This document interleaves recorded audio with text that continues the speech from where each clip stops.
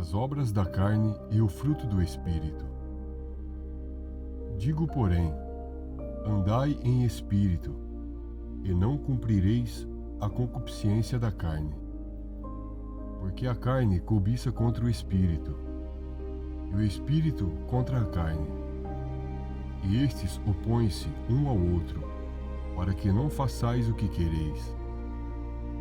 Mas, se sois guiados pelo Espírito, então estáis debaixo da lei.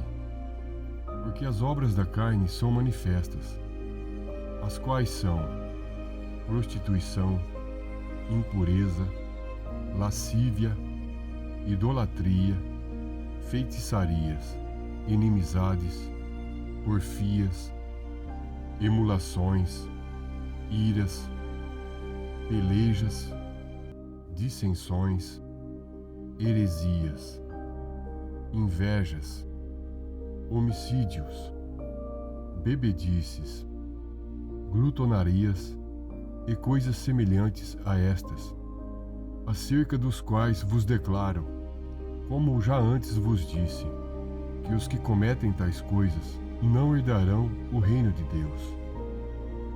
Mas o fruto do Espírito é caridade, gozo, paz, longanimidade, benignidade, bondade, fé, mansidão, temperança.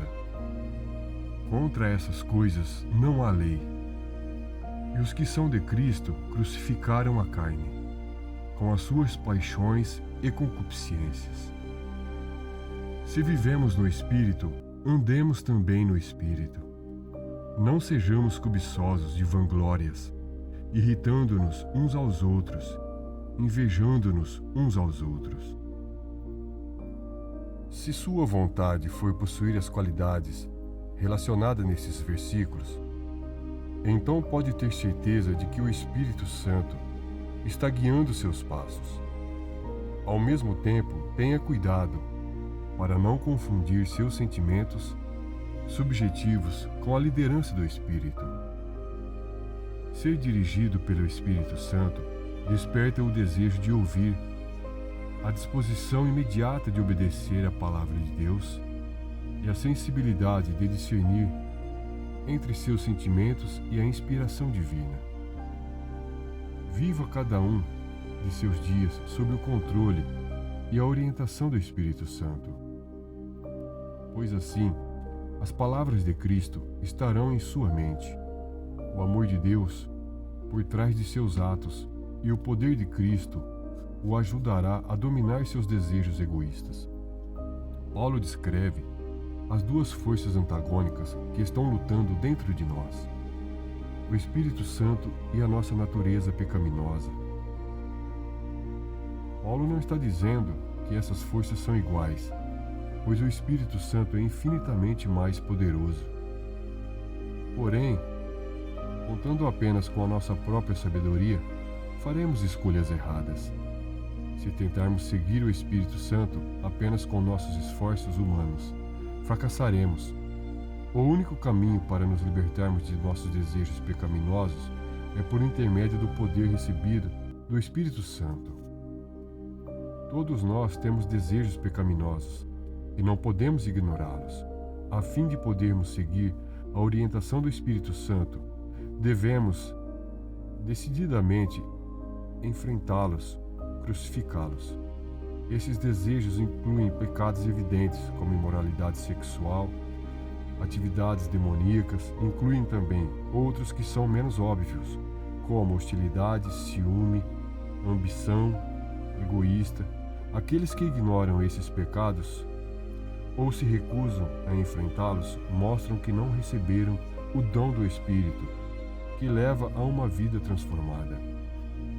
O fruto do Espírito é a obra espontânea do Espírito Santo dentro de nós. O Espírito produz certos traços de caráter que são encontrados na natureza de Cristo.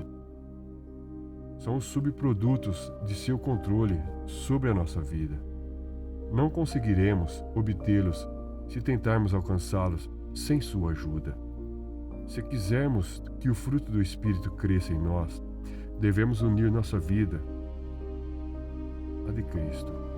Devemos conhecê-lo, amá-lo, lembrá-lo e imitá-lo. Como resultado, cumpriremos o propósito da lei: amar a Deus e aos nossos semelhantes. Qual dessas qualidades você gostaria que o Espírito Santo produzisse em você?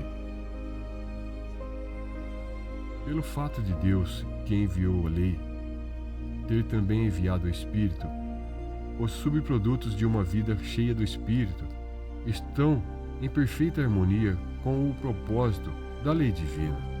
A pessoa que demonstra ter o fruto do Espírito está praticando a lei de uma forma muito mais precisa do que aquele que, apesar de obedecer aos rituais, tem pouco amor em seu coração. A fim de aceitar a Cristo como Salvador, devemos nos afastar dos pecados e voluntariamente pregar nossa natureza pecaminosa na cruz. Entretanto, isso não significa que nunca veremos novamente algum sinal desses desejos. Como cristãos, ainda temos a capacidade de pecar, mas fomos libertos do poder que o pecado exerce sobre nós e não temos mais que obedecer a ele.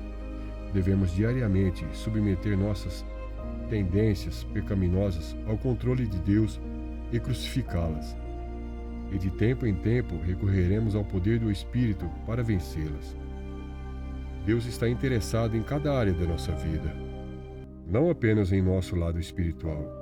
Como vivemos pelo poder do Espírito Santo, devemos submeter cada aspecto da nossa vida a Deus: emocional, físico, social, intelectual e vocacional. Paulo diz que, porque somos salvos, devemos viver de acordo com essa salvação. O Espírito Santo é a fonte de nossa nova vida. Portanto, submetendo-nos à sua liderança, não deixe que nada ou ninguém determine os valores e padrões de qualquer área da sua vida. Todos nós precisamos de uma certa dose de aprovação dos outros, mas aqueles que se distanciam de seu caminho a fim de assegurar honras ou alcançar a popularidade perante os outros, tornam-se convencidos e mostram que não estão obedecendo à orientação do Espírito Santo. Aqueles que procuram a aprovação de Deus não precisam invejar ninguém, porque somos seus filhos e temos o Espírito Santo como a amorosa garantia dessa aprovação.